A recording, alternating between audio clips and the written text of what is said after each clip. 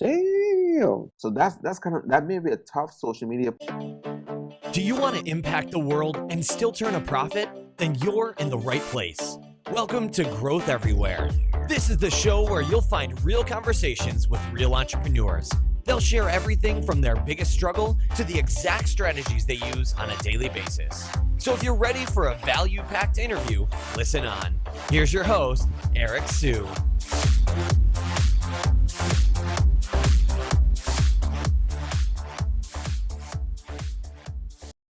What's the number one problem all businesses face? It's not sales, marketing, or product market fit. It's hiring. We know just how hard it is, so we've compiled 25 hiring tips from top CEOs that I've interviewed here on Growth Everywhere and put it into a free resource just for you.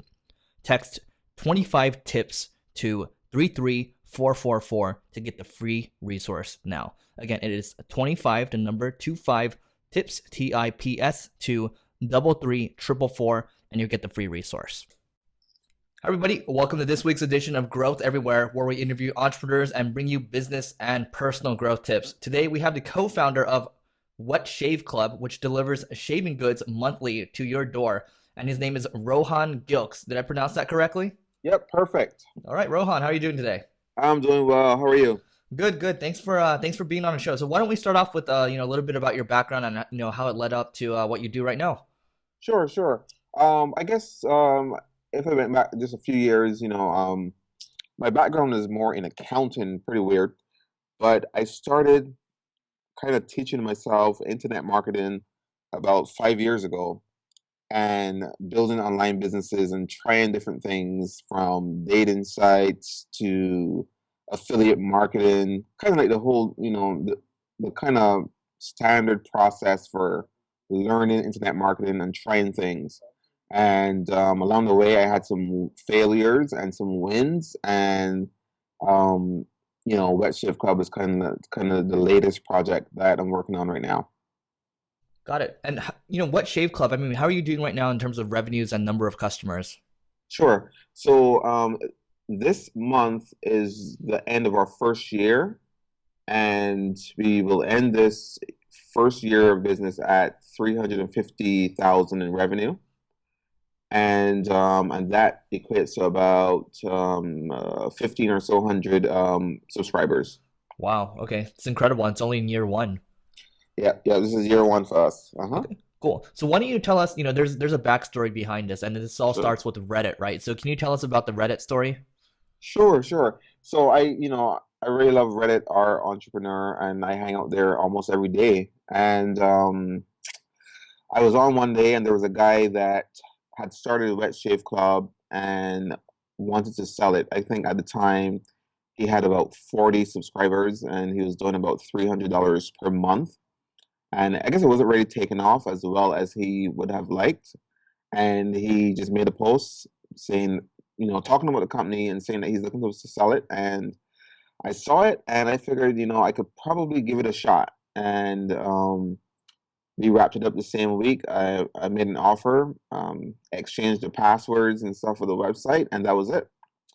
And I started, rebranding the company and completely retooling it and relaunching a month later.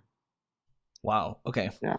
Wow, that's awesome. So, I mean, you don't often hear about stories like that. So, I mean, Reddit often, I'm reading, I love our entrepreneur, I love our startups. There's just all these subreddits, but there's just so much noise. And it looks like you're a heavy Reddit user. So, what do you usually read? And then how do you filter out the junk?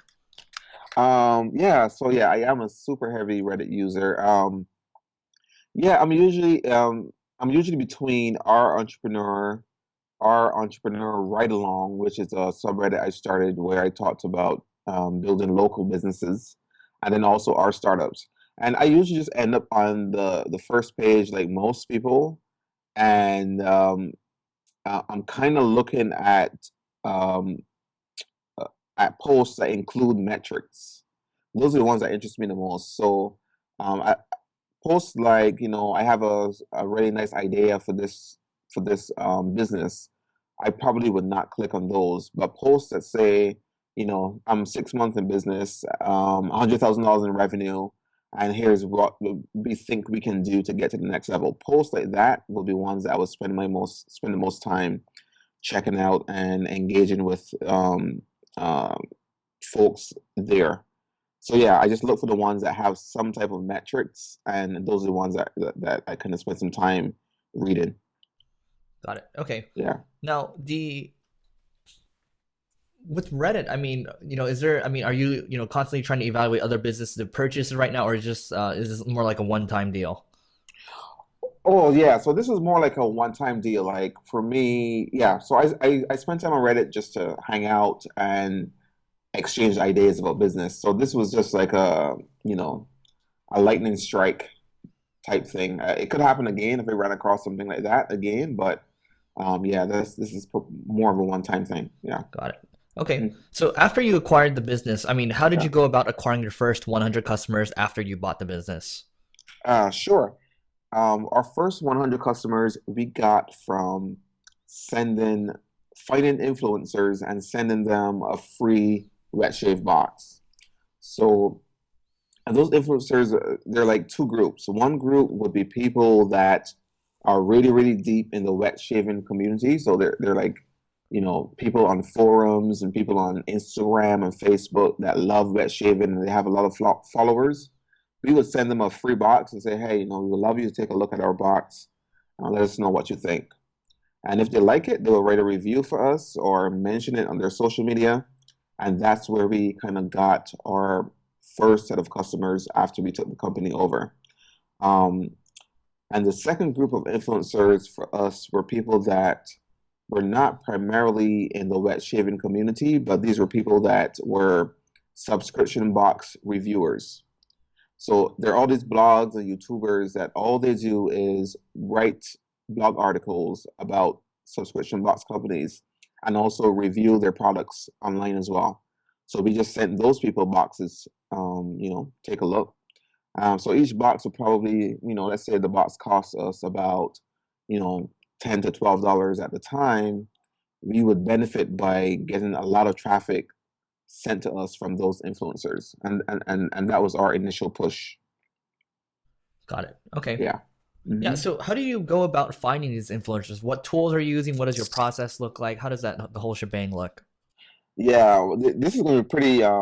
This part's been pretty boring because I mean, all we did was Google. We Googled for subscription box reviewers, subscription box blogs. Um, we also went on Instagram and did some like kind of like searches for for wet shaving and so on. We also went on Twitter and searched like some of the top hashtags for wet shaving and found the people that interacted with those most. So it's kind of like very low tech stuff where we just did like searches on these platforms. Um, as we became more popular, then like one person would refer another person, or people would actually find us and reach out to us with offers to review our products. But the initial push was very, very low tech, Google.com and start searching. Okay. So can Yeah, you kind of walk through that process a little more? Maybe like, sure. how many people are involved, things like that. How many reach outs you sent per day, stuff like that. Oh yeah, okay, cool. So yeah, we created a spreadsheet on Drive where we would just first go out and try to get as many as possible. Like we ended up probably with about 200 people that we wanted to reach out to. And then we would probably say, if we can, get to like 10 or so per day, we can wrap it up pretty quickly. And then we had like a separate column where we would track if people responded or not, what the response was, and where they were in the pipeline. Like, did we send them a box yet or not? Like, do we have their address? Did they respond? Did they receive the box? Did the review go up or not? So we kind of had like this, a pretty big spreadsheet where we tracked all of this, but just all on Google Drive. And so I would say, for about every 100 people we contacted, probably about 25 or so of them would end up actually posting a review for us of some type. Okay. And what did Yeah. that outreach email look like? Because I mean, 25% conversion rate, that's pretty damn good. So what did that outreach email look like? Oh yeah. So it's super super short. It was just something like, hi, I'm Rohan from Wet Shave Club. You can we are launching our men's shaving box in a few weeks, and we'll love you to take a look. Um, if you're interested, shoot us your address, and we'll get a box in the mail for you by tomorrow. Something really, really, really short like that, straight to the point, and we included a link to the website, and that was it. Got it. Okay. Yeah. So you asked them to pretty much check it out, and it doesn't seem like you were very aggressive with it either, right? You were just, hey, just check it out, and then it's not so much, hey, you have to leave a review. Yeah, yeah, yeah. That's absolutely right. So you don't want it to be like, hey, confirm with us that you'll leave us a review, and if you say yes, we'll send you a box. No, you definitely don't want to do that. Got it. You want to be more like, if you like it, like if you say a few words, we would appreciate it, and Got just make it more of a more friendly thing that is a win-win for everybody involved, and no pressure at all. And that's really how we still do it to this day. Okay. There's no pressure. If you like it and you feel motivated, we'll definitely appreciate the shout out. Okay. So Yeah. now that you guys have gotten to, six figures in 1 year, and again, major accomplishment, right? So are you guys still doing this outreach type of stuff, or have you guys moved on from that?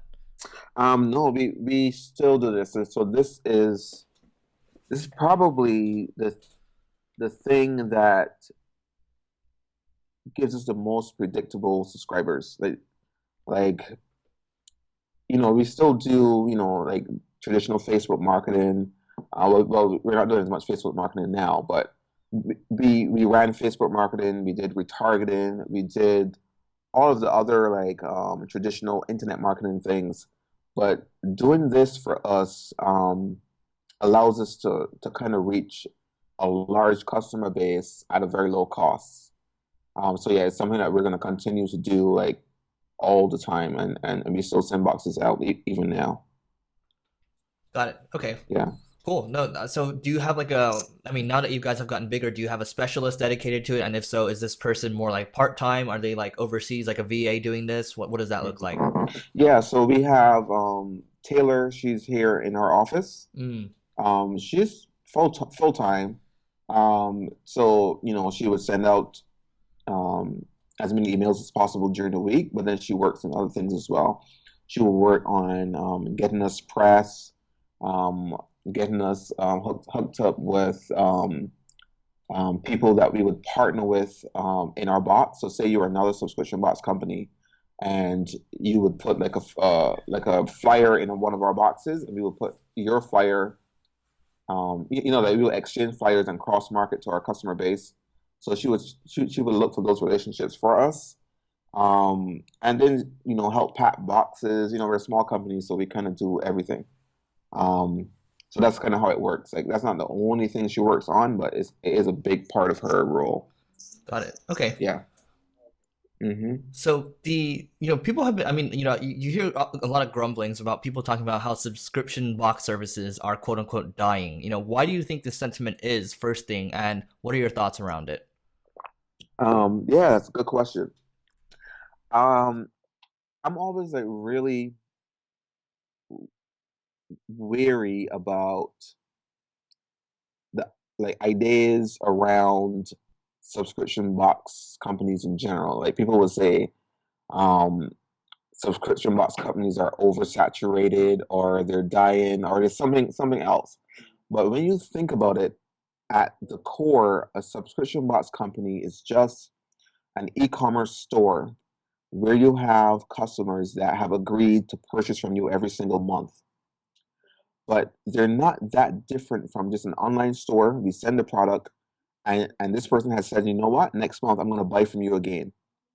So, so when people say stuff about subscription box companies, I kind of say like, you can say the same thing about e-commerce stores, but then it becomes like a very weird conversation. So, so that's just like a major caveat um, that I have to mention before I even like think about if they're dying in general. And so yeah. For us, things have been okay because if you have a company that allows you to have recurring revenue, you can do a lot with your customer acquisition, i.e., your customer acquisition costs can be a lot higher because the lifetime value of that customer is going to be higher.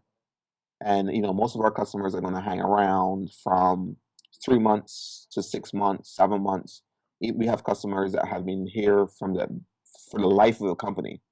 So that allows us to be a lot more creative with how we find these customers because we can pay quite a bit more.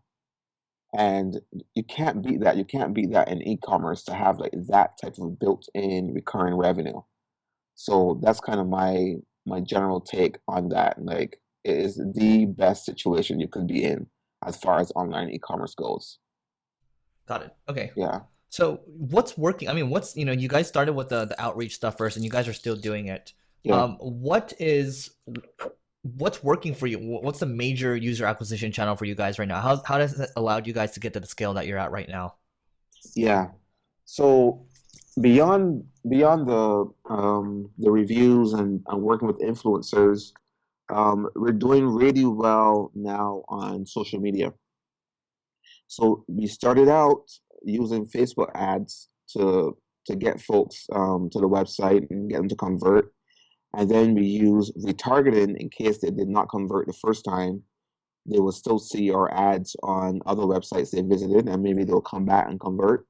So those work well, but the acquisition costs for Facebook has been trended upwards, and that's probably standard for most e-commerce businesses. Facebook's competition is getting a little bit tighter.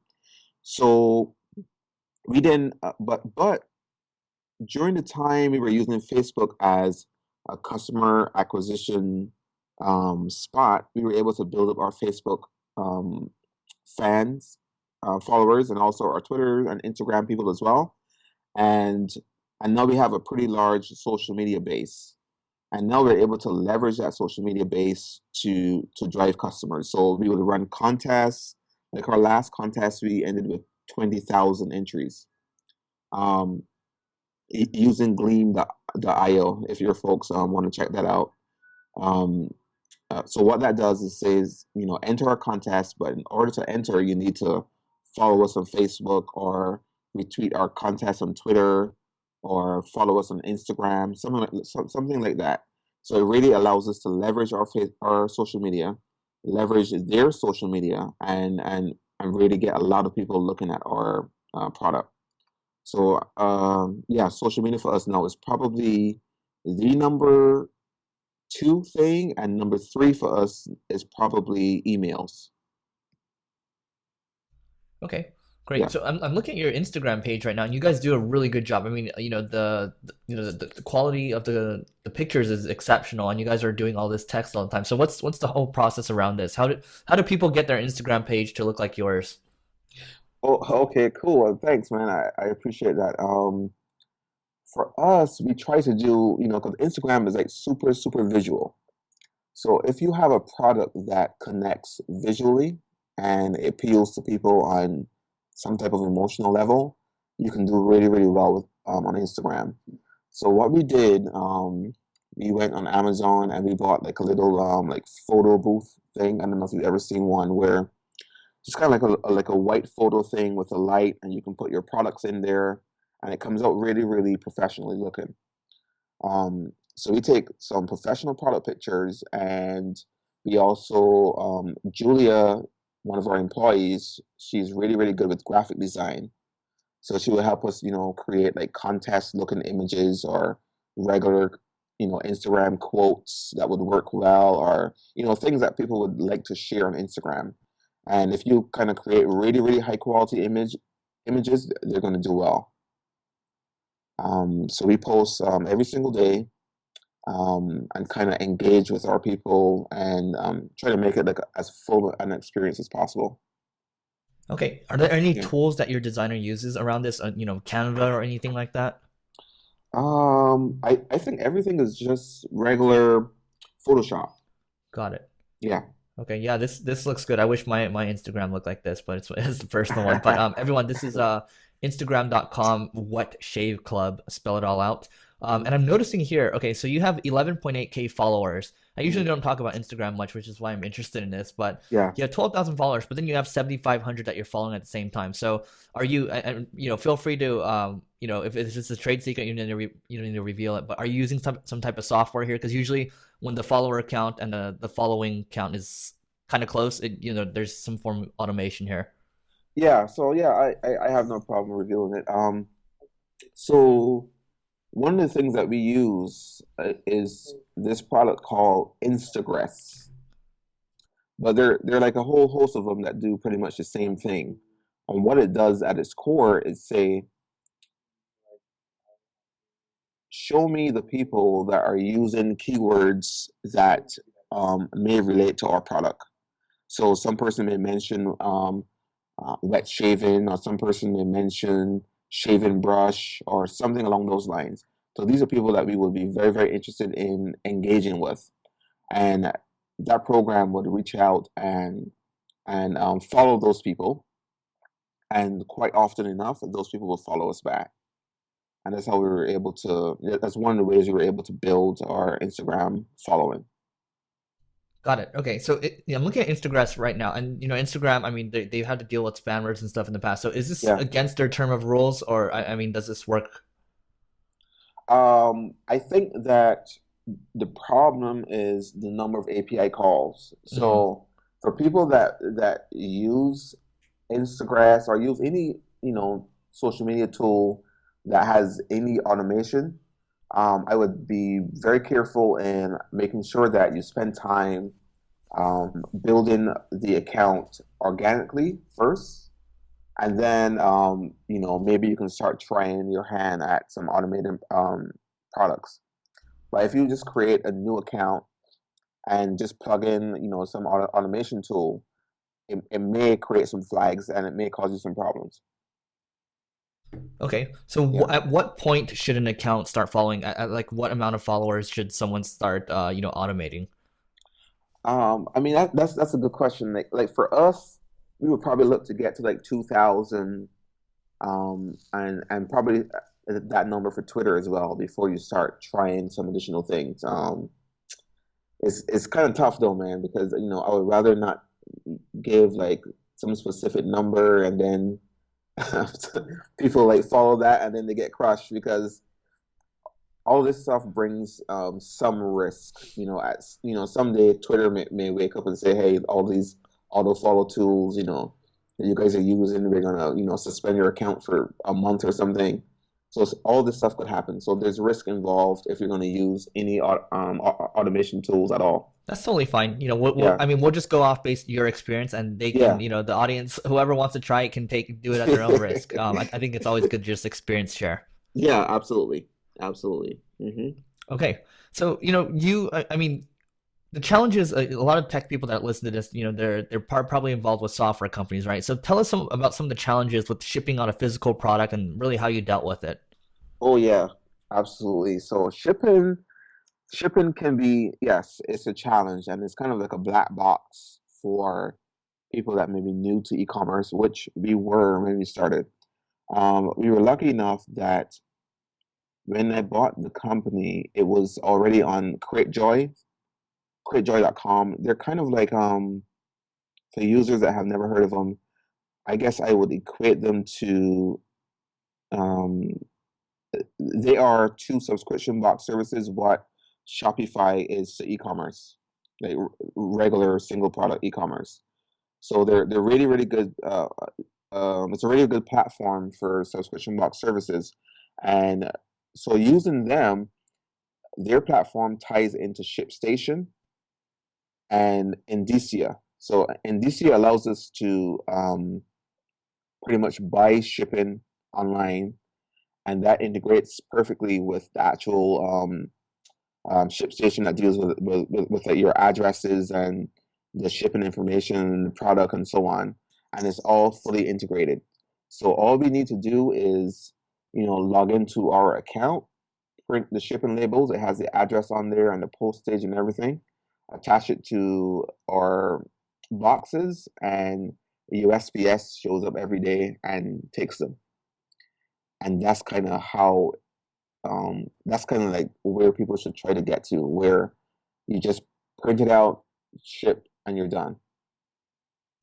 Got it. Cool. Yeah. So, I mean, do you guys have I remember reading your Reddit post. You guys have a warehouse right now as well?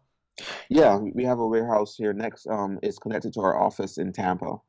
Um, and it's right by the airport, so it works well. So the USPS guy comes, he picks up the boxes, and then heads straight to the airport. We're like one of his last stops before the airport, so it's pretty awesome. Got it. Okay. So, Yeah. backtracking a little bit, why don't you walk us through, I mean, how you got to the 300K mark? I mean, like, how many months did it take you to get to the first 100K, and like Yeah. what'd you do after? Can you just walk us through that trajectory? Yeah, sure. So we got to the first 100K at the 6 month mark. And but I'll actually take a step back and say that, when we started in May, I think we may have done like 6,000 in May, actually. And then in the over the next 2 months, we did about 40 or so K, and then we finish that up over the next couple months. By like about September-ish, we got our first 100,000, and that's when I made the post on Reddit. So what was happening was, all those, like, each time we got a box to an influencer, we would get signups from that. And then some of those people that signed up, they would become influencers as well in some way, where they would either tell a friend. Some of them would make a blog post for us, even though we didn't request it. They would send in pictures of themselves with their box, which we would then repost on social media. We created a private group for our customers so we could build deeper relationships with them. It was almost like if we had like a focus group of people that would tell us things that they liked, things that they did not like, and we would be able to make those adjustments on the fly. So as we were growing our customer base, we were also growing the depth of the relationship, and having like two-way conversation with them, and taking all this information and sourcing really, really good product. So all this activity kind of grew and grew upon itself. The more customers we got, the more the word got out, the more customers we got, and it kept going like that. So like 100K by like September-ish, and then we did another 200K or so between September and this month. Okay, and So what was the main driver behind the additional 200K on top? I would say the two things that are probably most important for probably the three things was, we started to get really good at social media, and we really started churning out contest after contest after contest. So like, really take a look at Gleam if you guys are gonna you know kind of try to like really leverage social media. Like, Gleam did a really good job for Is us it Glean with the N at the end? with an M, Okay. GLEAM as in Mary Okay. .io. Got it. So we would start to do contests, and like the first one was like 10,000 entries. Now we're up to like 20,000 entries with the latest one. So Gleam really helped us by making our contest go viral. Interesting. Yeah, yeah, that really helped out quite a bit. Would you say that's the main thing, doing these contests and generating that quote unquote virality for you guys? I would say that it's probably in the top one or two things. Okay. Yeah. Got it. Yeah, I mean, a Uh, product like yours is inherently social, right? I mean, people like mhm. sharing, stuff that makes them look good. So, Yes. what about software companies? I mean, how would they utilize contests like this? Because you don't hear a lot of software companies talking about contests too often. Yeah, that's true. That's true. So like, for software companies, it probably would be tougher. It would be tougher because there isn't here is the thing and here's what it looks like, right? So that here's the thing and here's what it looks like and here's what it's going to look like when you put it on, or when you wear it, or when you or when you spray it on your body or something. So it becomes a little bit tougher. But I think that you can still do some stuff with software companies if um, what people use the software for kind of solves some type of major problem that people would like to share. So say like so say you're a Shopify. I mean, it's at its core a software company, but the result is a business that can change your life, right? So like for me, if this were me and I were creating like a kind of social media campaign around Shopify, it would be it would show people like on the beach somewhere, like relaxing, sipping on some margaritas or whatever, and like kind of like this is the end result of working with Shopify and building a business and being able to have financial freedom and being able to have like to work from anywhere or something along those lines. So I still think that there's opportunities for software companies to leverage social media if they end up talking about the result that human being is going to get by using their software. Got it. Okay. Yeah. So going back to your contest, when you're using Gleam, are you promoting it through Facebook or Facebook advertising? Are you driving traffic through that? Is that kind of the main thing, or? Yeah. So super question because with Gleam, you can't just set it and forget it, right? So I mean, that's an awesome question. You have to kind of seed the contest a little bit, and you can seed it in quite a few ways. So if you have money, that's great. If you have money, then you can do a simple Facebook ad for a couple dollars. You could boost a Facebook post. You could post it on a relevant subreddit on Reddit. So say we're a shaving company, there are quite a few shaving subreddits. So you could be like, you could post the contest on Don't they hate there. it when you do that though? When you're self-promotional? They do, but there are ways that you can do it, and there are ways that we did it. So say, you know, you could be like, we're thinking about launching this wet shave club company. What are some of the products that you guys would like to see in a company like this? So instead of it becoming like, I'm really self-promoting and I'm trying to sell this product, you're really kind of engaging with the community to see the things that they like. And because like folks in general, they want to help, and people would give you advice and say, hey, I really, really like this soap. It would be cool if you guys have this in the box. And if you do, maybe come back and post it and we'd like to take a look. So you can kind of like really build a relationship and engage more before you actually say, hey, here's my contest. I would love you to enter. You know what I mean? So you want to build, okay, so you're building a relationship with that subreddit and trying Yeah, to get people to know you first. And then once you're confident that a good amount know you, then you yeah, don't have to worry about all the downvotes. exactly. Exactly.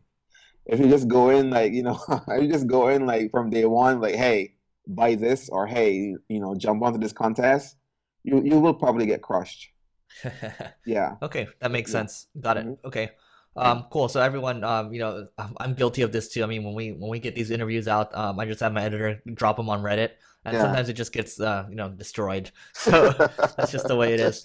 Yeah. Okay. So you talked about the challenges of shipping on a physical product and how you dealt with it. Can you tell us about one more big struggle you faced while growing the business? Oh, okay. Yeah, actually, the other big thing, probably the other biggest thing was product. So we started by going after finding product on Etsy. Kind of weird, right? It's kind of a surprise for a lot of people. But we found product on Etsy because if you are a super small company starting out, you're not going to be able to get in front of very, very large companies and have them work with you. It's going to be very, very, very difficult. But you could reach out to Etsy.com, find people there and say, hey, we have this wet shave club company. We love your soaps or we love your aftershaves and we'd love to carry you in our box. Like, what would be the best wholesale rate you can give us? So that's what we did, and it worked very well. But the problem then becomes what happens when you go from needing just 50 aftershaves to needing 500. I mean, you go from needing 500 to needing 1,500. That becomes a problem because most folks are creating this product in their homes or They have very, very small production facilities, and they're not accustomed to providing product in the thousands. So that was the biggest challenge for us, where we had to then, have very, very, very long lead times, which obviously is going to hurt cash flow. Um, so it's something that, if you start a company like this and you deal with small production folks, it's going to be a problem to solve.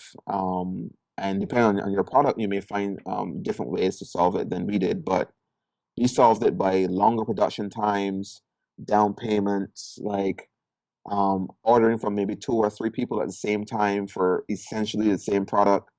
You have to get really creative as far as product goes. Got it. So these are all operational skills. So where do you go learn this stuff? Where's a recommendation for people to pick this stuff up? Um, Super question, bro.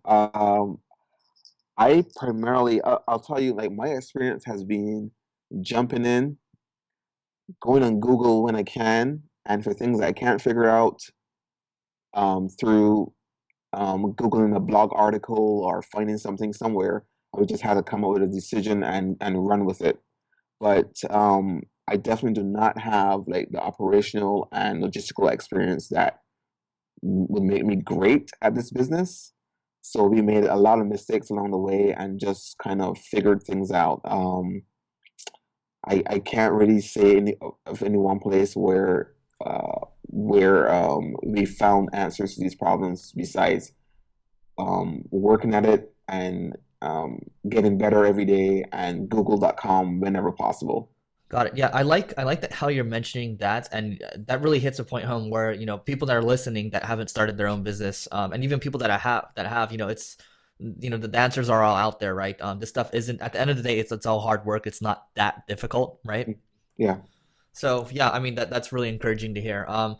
So it's only been 1 year for you, but was there at any point in time where the company was close to the brink of failure, anything like that, or is it too early? Um, luckily, it's luckily it's probably too early.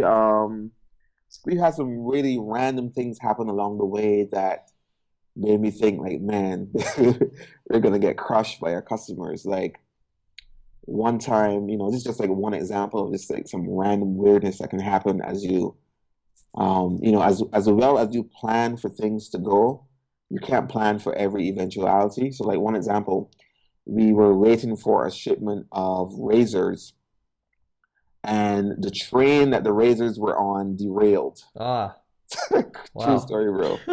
Crazy. So like the whole time we're telling the customers, yeah, the stuff is going to be in the mail by Wednesday because we expect the shipment by Tuesday. And yeah, we had a train derailment that pushed everything back by I can't remember how many days. And pissed off customers, like people threatened to cancel the whole deal. So like we've had like a few instances like this where um it looked like our company could be cut in half overnight. But luckily, if you kind of communicate really, really well and be as proactive as possible with when things go wrong, you can kind of bounce back from a lot of things that may seem like, okay, this could be career ending. So luckily, we've been able to make it through, and hopefully, we're able to keep things going. But I just wanted to mention that, as things are going to be crazy no matter what. No, Yeah. thanks for the candor, man. It's I mean, shit's always gonna hit the fan. It's really how you deal with it at that point that Mhm. shows what kind of person you are, right? Absolutely, bro. Absolutely. Cool. All right. So, a few more questions from my end. What's Sure. one piece of advice you'd give to your 25-year-old self? True. Good question, dude. Um, the one piece I would give is not to overthink it. Not to overthink it. For for for myself back then, I would think like, okay, starting a business of any type is like a completely incredible undertaking that seems almost impossible. Because what I would do is I would sit down and say, okay, I need to map out shipping, I need to solve logistics, I need to solve product, I need to solve marketing, I need to solve inventory storage, I need to solve customer service, all these things. And then it would seem so overwhelming that it would almost be crippling, and it would delay my starting, and it would just seem impossible. So I probably would end up not even starting. But now I would tell myself, hey, you just need to solve one thing at a time. So you solve your shipping, okay, great. You solve your product, awesome. You solve your branding, awesome. And you just do them step by step, day by day, solve one single problem, and it all works out. But if you try to solve the whole thing before you even get started, you're never going to get started. Right. It's paralysis by analysis, right? Absolutely. Yep. Got it. Yeah. I mean, one book too, I think the whole audience can check out. There's this book called The One Thing, and I think it really touches upon what you just mentioned. So, great book for people to check out. Awesome. Now, what's one productivity hack you can share? Sure. So like one thing that, and I got this from maybe Life Hacker, I can't remember. But if you are kind of stuck or you feel like you're in a procrastination mode, which happens to all of us, set yourself a timer. There is, you can set yourself a timer on your stopwatch or on your, on your laptop, and say, okay, I'm going to work for 15 minutes. That's it, 15 minutes. At the end of 15 minutes, I'm going to stop and go do something else. And very often you'll find that at the end of that 15 minutes, whatever feelings of procrastination or laziness that you had before you started is pretty much gone, and you can kind of push through and get quite a bit done. So that's something that folks can do this pretty easily. A 15-minute stopwatch, start working, and and if you stop at 15 minutes, that's fine too. But that's kind of it. I love it. Yeah, no, that totally works, and it's something that I tend to get ADD sometimes too. So Yeah. I use this little timer thing, but it totally works. It gets you, it focuses you, and you feel Hmm. like you're doing something. So Yeah. it's powerful. Hmm. What's one must-read book you recommend to everyone? Sure. So, my book is actually a list of one. So, and I always recommend the same one. It's called Made to Stick. Why Some Ideas Survive and Others Die. That may not be the exact subtitle, but it's very similar to that. But it's called Made to Stick. Love it. And this book is about communicating. Well, I kind of say communicating online, but it's really about communication.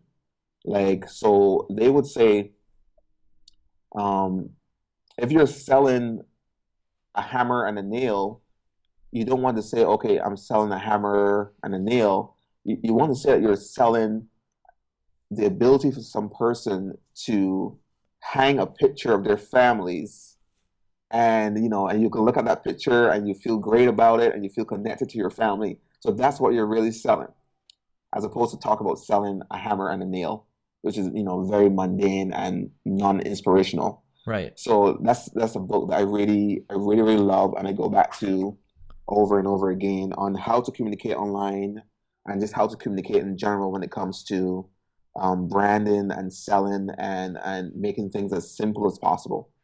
Perfect. So Yeah. Rohan, what's the best way for people to find you online? The best way is twitter.com, Rohan Gilkes, facebook.com, Groove Learning. We have a Groove Learning group, and I hang out in there every single day talking about business and growth and startups, the whole deal. And facebook.com, Rohan R. Jokes as well. And people can email me if they like at rohan at grooveliving.com or rohan at wetshaveclub.com. Perfect. So Rohan, everyone, this is Rohan Jokes. Rohan, thanks so much for doing this. Yep. Thanks for having me, man. I really appreciate it very much. All right, take care. All right. You too. What's the number one problem all businesses face? It's not sales, marketing, or product market fit. It's hiring. We know just how hard it is, so we've compiled 25 hiring tips from top CEOs that I've interviewed here on Growth Everywhere, and put it into a free resource just for you. Text 25 tips to 33444 to get the free resource now. Again, it is 25, the number 25 tips, TIPS, to 33444, and you'll get the free resource.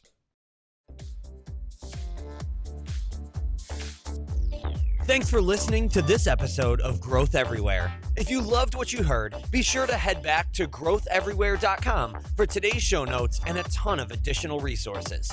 But before you go, hit the subscribe button to avoid missing out on next week's value-packed interview. Enjoy the rest of your week, and remember to take action and continue growing.